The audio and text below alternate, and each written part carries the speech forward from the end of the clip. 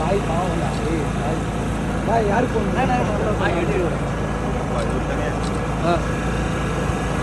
serial owner owner இருந்தாங்க ஏய் போப்பா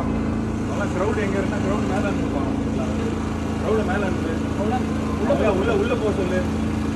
இப்படி போயிடலாம் இந்த பக்கம் போயிடலாம் யார் பா ரசா பார்த்து ஏய் வாப்பா இங்க